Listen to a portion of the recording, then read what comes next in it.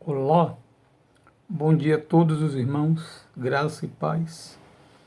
A você que é aluno da Escola Bíblica Dominical da Igreja Batista Sião e você que nos acompanha através do YouTube. Que Deus nos abençoe mais neste dia, abrindo a nossa mente, trazendo conhecimento da sua palavra. É uma alegria compartilhar com os irmãos as lições da Escola Bíblica Dominical. Para mim, particularmente, tem sido bênção. Os estudos assim Deus tem falado diretamente ao meu coração. Para quem não está acompanhando, nós vamos lembrar alguma coisinha. Estamos estudando a revista Compromisso. Essa revista é a revista que os batistas, a maioria dos batistas usam na Escola Bíblica Dominical. E nesse trimestre estamos estudando, o tema central é chamada adoração, com base no Pentateuco, os 5 primeiros livros da Bíblia. Já passamos por Gênesis, Êxodo, Levítico, Números e agora estamos finalizando as nossas lições no livro de Deuteronômio. Portanto, acompanhe a lição, pegue a sua Bíblia, se tiver revista, se não tem problema, é importante você acompanhar o texto bíblico. Antes de entrarmos na lição de hoje, que é a nossa 12ª lição, o título dela é Adoradores em Comunhão com Deus e os Homens. Eu vou recapitular o que já estamos estudando.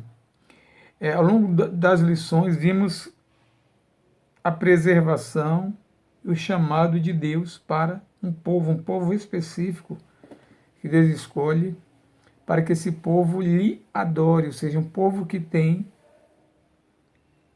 a sua essência, na sua essência, adorar a Deus. Ou seja, a missão desse povo, que é salvo do Egito, todos conhecem a história, em direção à terra prometida, e passa 40 anos no deserto.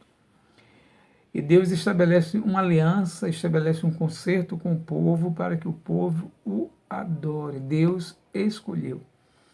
Isso tem a ver também com a nossa vida, nós fomos chamados, escolhidos, para também adorarmos ao Senhor.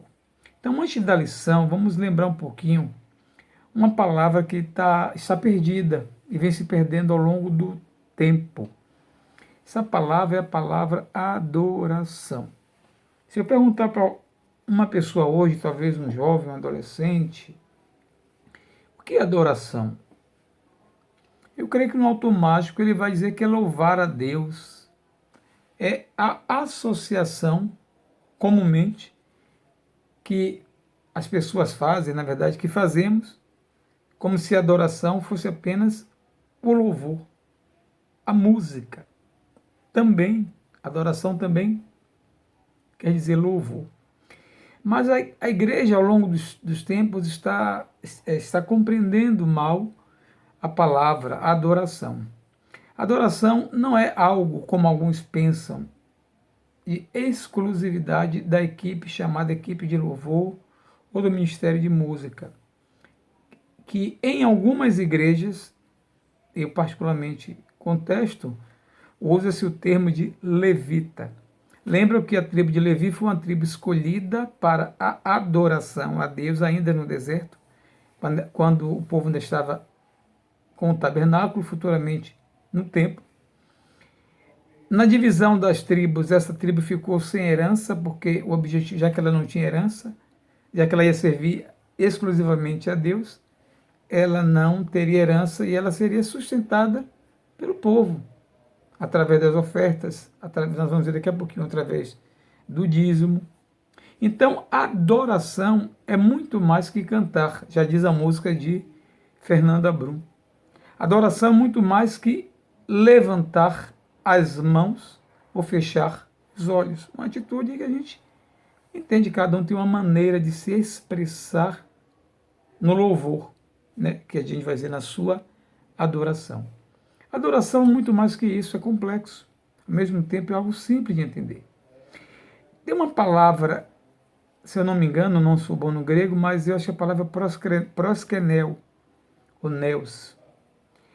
Essa palavra tem um sentido especial quando se refere à adoração. Essa palavra dá um sentido de que adoração é rendição, é submissão, é íntegra. Então, essa palavra nos dá uma ideia, né, de que adoração não é simplesmente um gesto, ou um conjunto de gestos. Adoração é mais profundo. É uma entrega de sentimentos, de emoções, de tudo que compõe o nosso ser. Ou seja, adorar a Deus vai da essência e envolve a totalidade do nosso ser. A lição de hoje, ela se baseia toda, né? Na verdade, você precisa ler todo o texto de Deuteronômio, porque o livro de Deuteronômio é o quinto e último livro do Pentateuco. Se nós fôssemos resumir, o que é o Deuteronômio? É um conjunto de regras que norteia o povo, regras que norteiam o povo. Ou seja, o povo no deserto, durante muito tempo, precisou de uma liderança, que foi a liderança de Moisés. E Deus estabelece, então, tipo um código de conduta, um código de ética, de moral, como se fosse uma constituição, detalhando, né, com detalhes, tudo que o povo tinha que observar, tudo que o povo precisava fazer, nesse momento em que ele estava no deserto, sob a liderança de Moisés. Então, um conjunto de ensinamentos. E aí nós temos nesse conjunto de ensinamentos muitas coisas ligadas, instruções dadas ao povo, aos sacerdotes, aos levitas, sobre o comportamento diante da adoração. O que era exigido de um adorador. E se você observar, não só Deuteronômio, mas Levítico e os outros livros, tem detalhes de tudo aquilo que Deus queria que o povo fizesse, praticasse, desde a guarda dos mandamentos, do sábado, dos rituais, das festas, a preparação para as festividades, a preparação, a santificação individual, santificação coletiva, uma série de orientações que Deus dá ao povo. Então, adorar a Deus é algo tremendo, ao mesmo tempo profundo, mas ao mesmo tempo é simples, porque tem a ver com você colocar Deus como centro da sua adoração. Só para a gente ler e reforçar a nossa lição, o texto sugere que leiamos Deuteronômio capítulo 26, os versos 15 e 16, mas eu vou ler com vocês até o 19. Depois a gente volta. No verso 15 disse: olha, desde a tua santa habitação, desde o céu. Vou ler de novo, que eu fiz o olha diferente. Olha, Moisés falando, Deus falando, olha, Moisés falando, né, o que Deus tinha dito. Olha, desde a santa habitação, desde o céu, e abençoa o teu povo, a Israel, e a terra que nos deste, como juraste a nossos pais, terra que mana leite e mel. Hoje o Senhor teu Deus te manda cumprir estes estatutos e juízos, guarda-os, pois, e cumpre-os de todo o teu coração, de toda a tua alma. Hoje fizeste o Senhor declarar que será por Deus, e que andarás nos seus caminhos, e que guardarás os seus estatutos e os seus mandamentos e os seus juízos, e darás ouvidos à sua voz. O Senhor hoje te fez dizer que lhe serás por povo, povo seu próprio, como te disse, que guardarás todos os seus mandamentos, para assim te exaltar em louvor, em nome e glória, sobre todas as nações que fez, e para que sejas povo santo ao Senhor, teu Deus, como tem dito. Então vejam aqui, Deus falando através de Moisés se dirigindo ao povo, levando as palavras de Deus, Deus pediu que o povo se consagrasse, que o povo o elegesse como único Senhor, ou seja, servir exclusivamente. Aparece aqui por algumas vezes a expressão palavra todo. Essa palavra todos nós sabemos, todo expressa um conjunto total, né? Totalidade. Isso quer dizer que a adoração não pode ser parcial. A adoração que prestamos a Deus, o nosso culto que prestamos a Deus, Paulo mais tarde vai dizer o culto racional, é um culto na totalidade. Eu não posso adorar a Deus pela metade. O próprio Jesus diz: ninguém pode servir a dois senhores. Não podemos adorar a Deus pela metade. João mais tarde vai dizer: não podemos amar a Deus e ao mundo. Quem ama o mundo não ama a Deus. Quem ama a Deus não ama o mundo. Então, adorar a Deus requer de nós totalidade. Voltando um pouquinho para essa questão, que hoje muito se fala, né, nas igrejas, principalmente as igrejas mais novas, as chamadas neopentecostais, mas até em igrejas batistas nossas, como as nossas, é muito comum as pessoas chamarem os membros que compõem a equipe de louvor de levitas. Eu sempre questionei essa expressão, essa palavra, embora seja uma palavra da moda, é uma palavra que a gente não encontra base bíblica, pelo menos no Novo Testamento.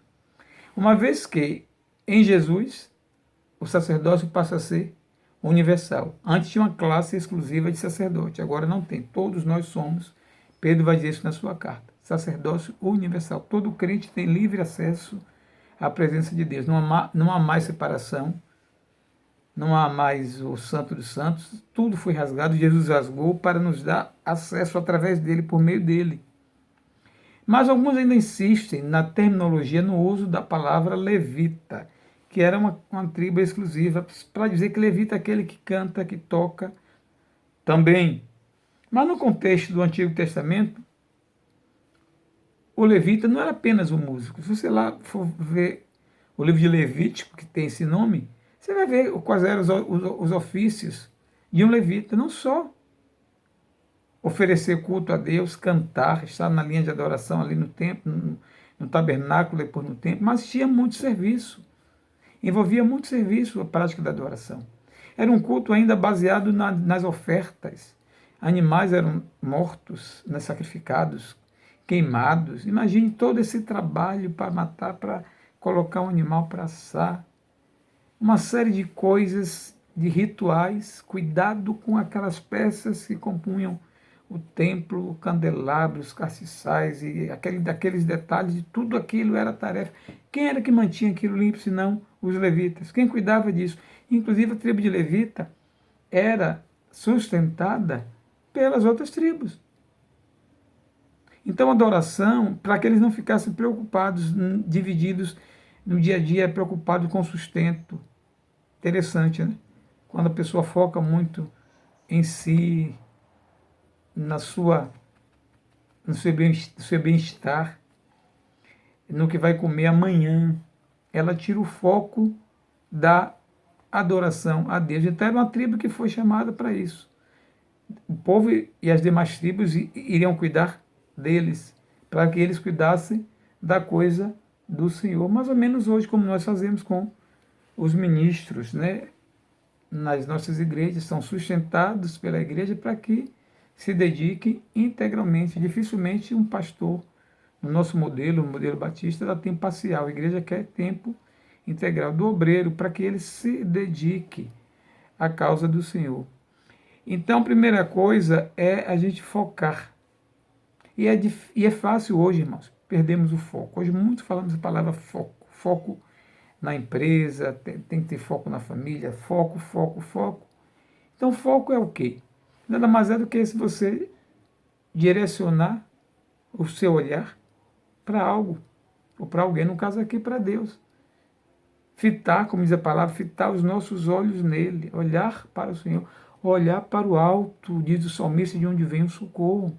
É quando eu foco, as coisas ao meu redor não me tiram da presença do Senhor. Essas coisas, no livro de Deuteronômio, no capítulo 12, voltando um pouquinho, elas têm nome. vai descrever do versículo 1 ao 12, quando Deus fala dos estatutos e os juízos que cuidareis de cumprir na terra que vos deu o Senhor, Deus de vossos pais, para possuir de todos os dias que viverdes sobre a terra. E o texto vai falar sobre a importância de focarmos no Senhor, evitarmos as distrações que o mundo nos oferece, que hoje facilmente nos tira e nos distancia do Senhor. Podemos chamar isso, né, o texto vai chamar de raposinhas. O que são as raposinhas? Imagine que você tenha uma plantação e tenha animais e um pomar, e você cria galinha, tem um galinheiro no seu quintal, no seu pomar, e você tem uma cerca. E você tratou de fazer uma cerca fechada, bem fechada aos seus olhos. Mas esqueceu que tem às vezes uma passagemzinha, um buraquinho às vezes pequeno, uma passagem muito pequena, que é suficiente para a passagem de uma raposa, ou no nosso caso aqui muito comum, a gente chama gambá, né? Aquele ratão grande, sariguê. Eu lembro muito do sariguê que comia, dentre outras coisas, comia galinha. Então, por onde entram as raposas, animais de pequeno porte, assim como os gambás, entram por essas frestas, esses pequenos espaços, e comem as galinhas e danificam a plantação. As raposinhas também existem na nossa vida, no dia a dia, no nosso cotidiano. São pequenas distrações e às vezes nós fechamos grandes buracos e deixamos pequenos. Esses buracos com o tempo crescem e se tornam grandes.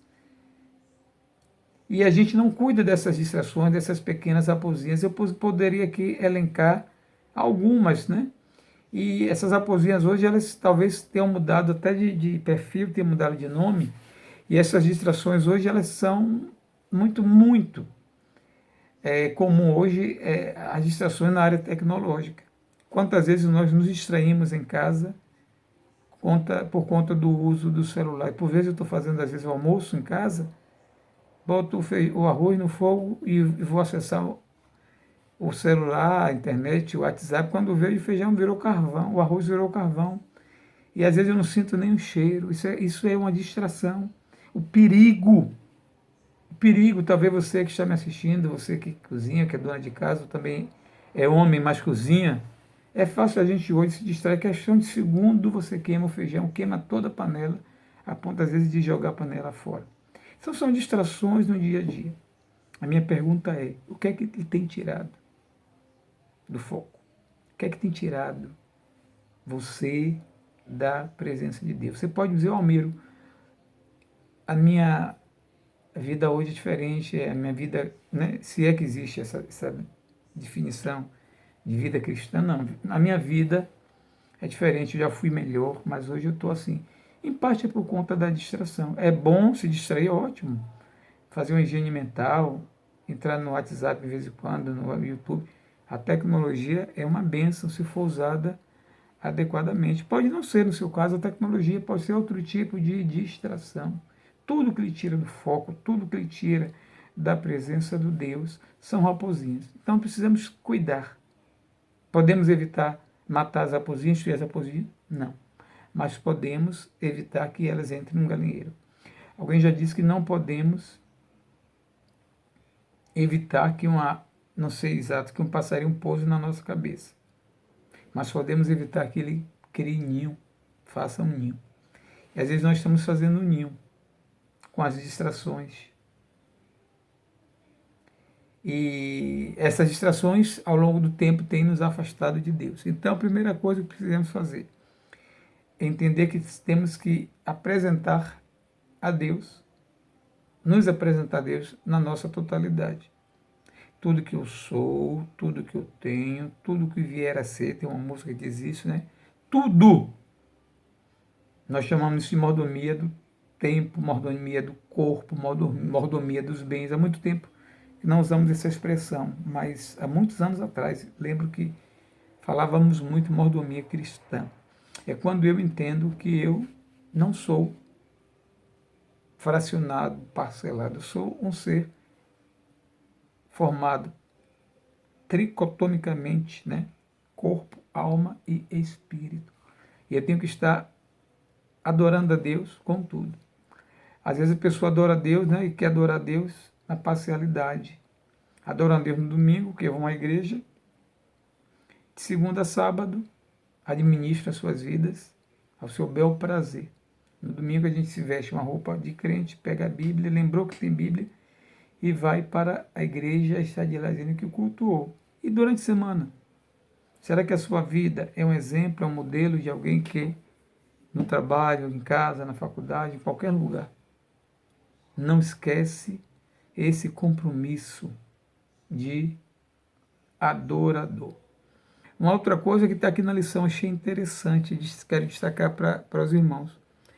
Nessa mesma parte da raposa, diz o seguinte: o grande desafio da vida do adorador é manter o foco de sua adoração no Senhor e ocupar-se com aquilo que agrada a Ele. É o que eu estou falando. E hoje é difícil, irmãos.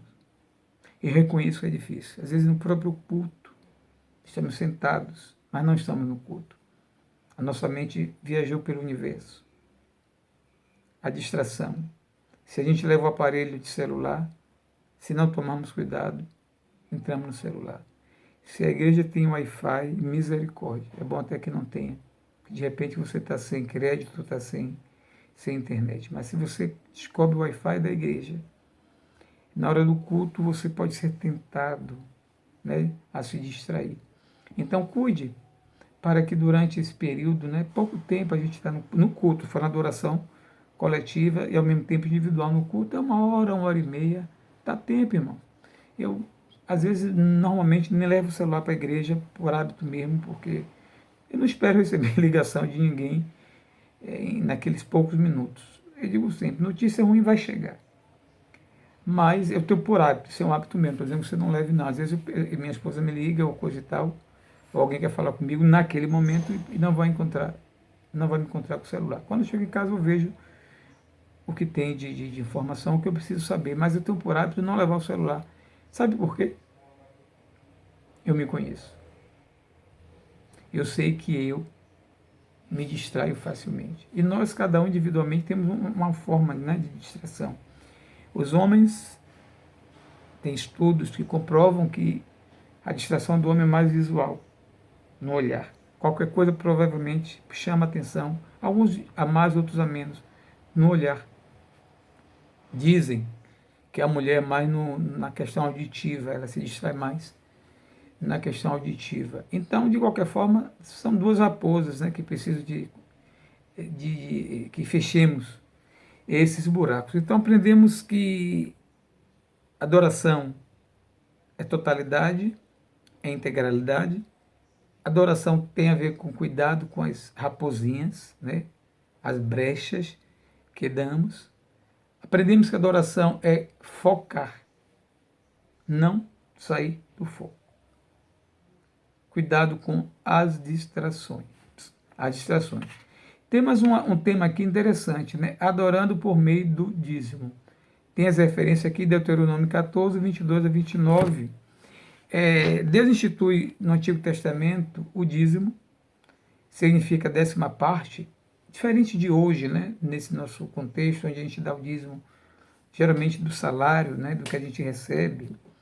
Eu fui tesoureiro há alguns anos da igreja, ainda tem crente que pergunta, né? Eu devo dar o dízimo do líquido ou do bruto? Tem crente que me pergunta assim, eu recebi um presente de alguém, mas não foi meu salário. Tipo, recebi R$ 1.000 de meu pai, eu devo dar o dízimo desses 1.000? São questões que aí, às vezes a pessoa pergunta. Quando nós pensamos no dízimo, né, a gente precisa entender essa prática que a gente ainda tem hoje.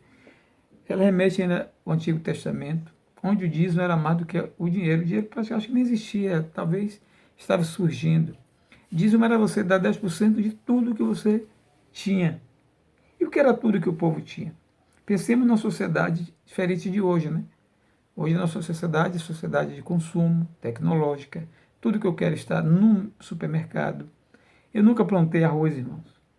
Nunca vi nem plantação de arroz. Mas eu vou no mercado e compro 1 quilo de arroz. Feijão já vi, vejo, mas arroz nunca vi. Nunca vi pé de macarrão. Já viram? Não existe, né, irmãos? Macarrão é alimento processado, feito do trigo.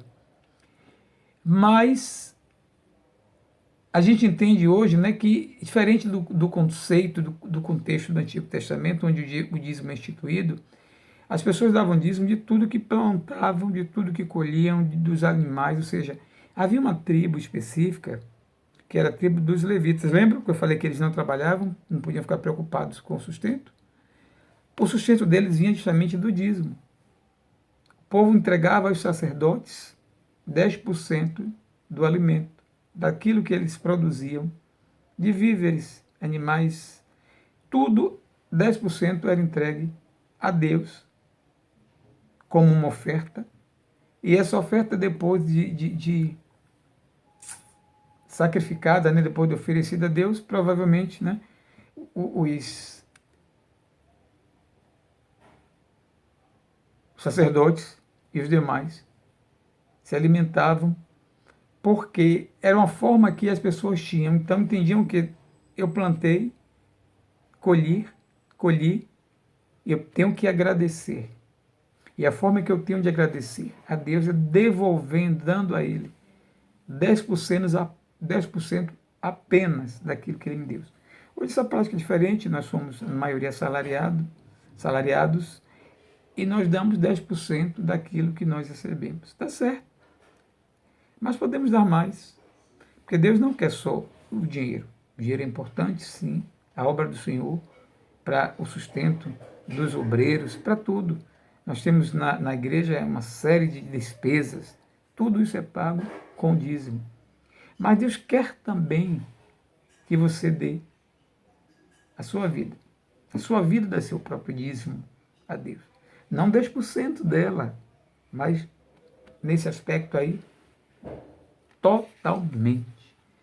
Então, essa é a primeira, essas são boas lições. Mas tem uma outra aqui que a gente vai encerrar. Temos só 3 minutos. E se eu não falasse, fugiríamos do tema da lição. A Bíblia fala que adoradores em comunhão com Deus e os homens. Quando pensamos em adoração, é claro que é uma prática individual, cada um individualmente é um adorador, e Deus se agrada do culto que nós prestamos individualmente, mas também existe o culto que é fruto da comunhão.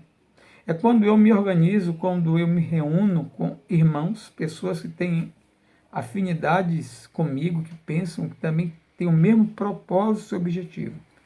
Quando nós nos reunimos, quer seja nas casas, como no início da igreja, quer seja nos templos, hoje novamente os pequenos grupos, é onde nós estabelecemos a comunhão. A lição fala do junta panela. Eu sou doutor em junta panela. É raro domingo que eu não esteja na casa de alguém ou alguém não esteja aqui em casa juntando panela. É uma forma boa porque você não precisa cozinhar, cada um cozinha uma coisa. É uma forma boa porque você não precisa gastar, cada um comprou, pagou, fez um prato. Mas é uma forma maravilhosa, que é quando nós estabelecemos a comunhão. O junta-panela, que é comer juntos, é o momento onde nós estabelecemos comunhão. Se tem um espaço para comunhão, é a mesa da nossa casa. Eu não sei na sua. Mas na minha mesa, por exemplo, só entra quem a gente gosta, que a gente ama, que a gente tem afinidade. Não tem pessoas que se assentam na minha mesa que eu não goste. E quando nós nos aproximamos uns aos outros, quer seja no junta-panela ou em qualquer momento, quando nós nos aproximamos, a nossa comunhão, ela aumenta. O Salmo vai dizer: ó quão bom e quão suave é, Salmo 33, desculpe, eu pensei no Salmo 100, mas é o 33.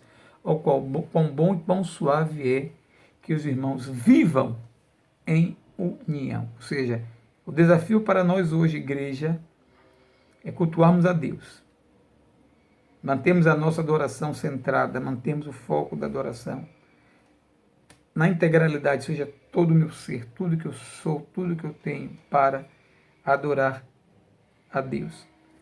E comunhão com o meu irmão. Isso é fantástico. A Igreja de Cristo nos dá esse grande exemplo, essa lição que é possível, mesmo em meio às diferenças, quer sejam de financeiras, preto, de cor, preto, branco, rico, pobre, alfabetizado, doutor, todos nós juntos. Isso é fantástico. É a Igreja do Senhor. Queridos, que nesta manhã o Senhor complete essa lição na sua vida. Não se esqueça de que você é um adorador. Então, uma música que eu ouço sempre, né? A cantora Fabiana, ela faleceu, acho, na época da Covid agora. E ela cantava a música dela, Esse Adorador. Esse adorador já amanhece adorando. Esse adorador, ela vai cantando, né? E ela diz, esse adorador, quando abre sua boca, faz o inferno estremecer. Então, o grande desafio para nós hoje é adorarmos a Deus com responsabilidade, com entendimento, com exclusividade. Que Deus te abençoe e que faça de nós verdadeiros adoradores. Até o próximo domingo, em nome de Jesus. Amém.